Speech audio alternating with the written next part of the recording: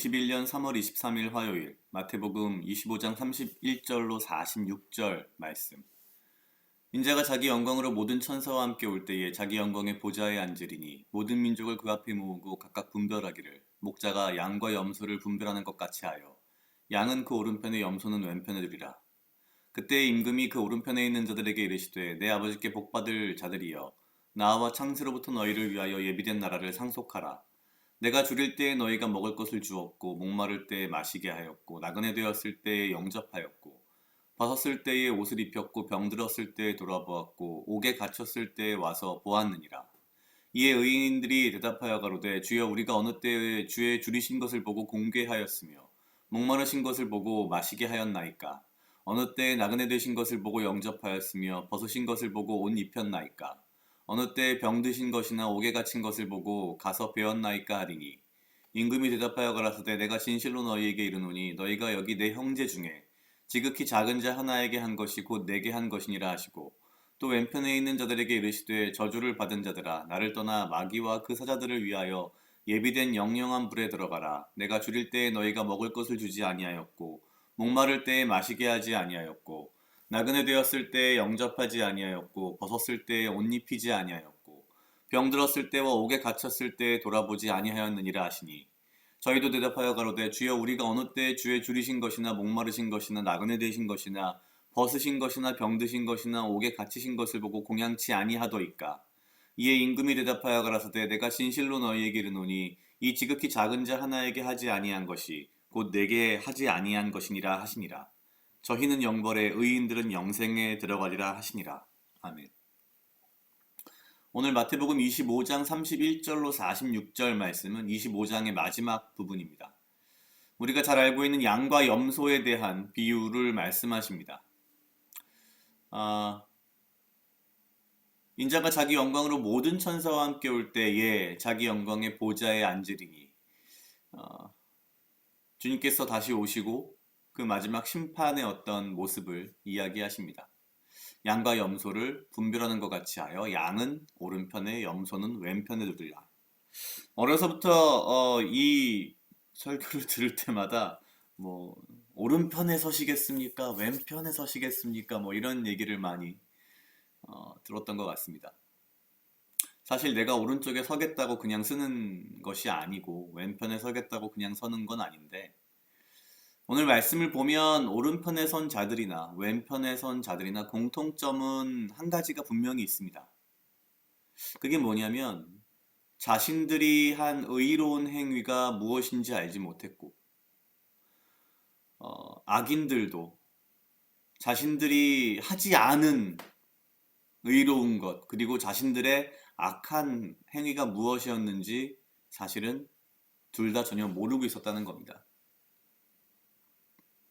그냥 그런 생각이 들었습니다. 마치 어려서는 이 말씀을 보면 내가 뭔가 더 남들을 도와야 되고 사람들을 뭐 어려운 사람들을 이렇게 불쌍히 여겨야 되고 뭔가 그래야만 한다라는 식의 어떤 이야기를 들었다면 오늘 말씀을 보면서는 상당히 좀 다른 부분들이 좀 보이는 것 같습니다.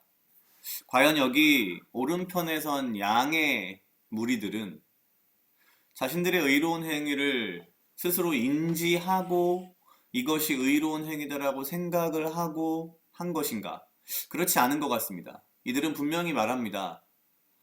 주여 우리가 어느 때에 주의 줄이신 것을 보고 공개하였으며 목마르신 것을 보고 마시게 하였나이까. 물론 지금 예수님께서 말씀하시는 부분은 임금을 왕을 이렇게 하지 않았다가 아니라 40절에 말씀하시듯이 지극히 작은 자 하나에게 한 것이 곧 내게 한 것이다 라는 말씀을 하십니다. 지극히 작은 자 하나에게 한 것. 가만히 생각해 보면 사실 이 상황이 좀 잘 이해가 됩니다. 왜냐하면 임금이나 높은 사람들이 어려운 환경, 뭔가 곤란한 처지에 놓이면 누구나가 그들을 도우려고 합니다. 그런데 지극히 작은 자 하나가 사회적인 약자, 사회적으로 힘이 없는 사람, 가난한 사람, 이런 사람들이 곤란하거나 위험한 처지에 들어가면 과연 우리는 어떻게 반응하는가? 어, 참 어려운 문제이다라는 생각이 듭니다.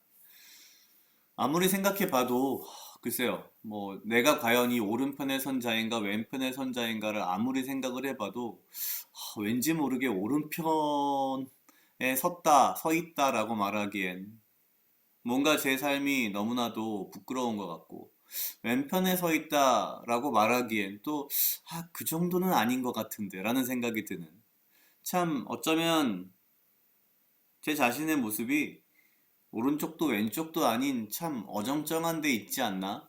지금 사실 이런 생각도 많이 듭니다. 지극히 작은 자 하나에게. 사실 지극히 작은 자 하나에게라는 이 표현이 어쩌면 우리가 믿고 있는 기독교 신앙의 핵심에 있어서 물론 나의 믿음으로 내가 구원을 받지만 진정한 구원은 나 혼자 구원받는 게 목적이 아니라 나로 인하여 그리고 나의 마음과 나의 삶과 나의 행위로 인하여 내 주변에 이 지극히 작은 자 하나까지도 같이 구원받을 수 있는 것. 어쩌면 그것을 예수님께서는 말씀하신 것이 아닌가라는 생각이 들었습니다. 오늘 말씀을 통해서 과연 내가 믿는 것이 무엇이고 나의 믿음이 나의 삶 속에서 어떠한 모습으로 특히 지극히 작은 자 하나에게 드러나야 하는지에 대해서 다시 한번 생각하게 됐습니다. 각자 약 2분 정도 묵상하시겠습니다.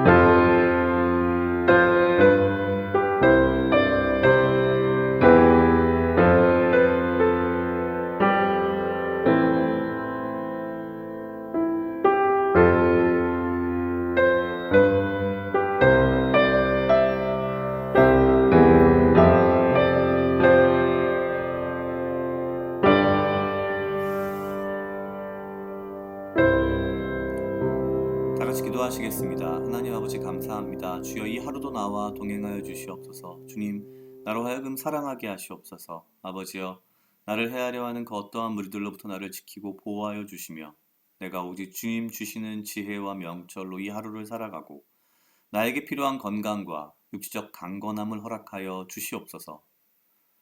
주님, 내가 지극히 작은 자 하나에게 어찌하는지 나의 삶을 되돌아보게 하시어 내가 나의 삶과 나의 믿음과 나의 생활을 돌아볼 수 있었습니다. 주님, 내가 지극히 작은 자 하나에게도 죽게 하듯이 섬길 수 있는 그러한 마음과 믿음과 삶을 살아갈 수 있도록 주여 인도하여 주시옵소서. 감사합니다. 이 모든 말씀 예수님 이름으로 기도드렸습니다. 아멘.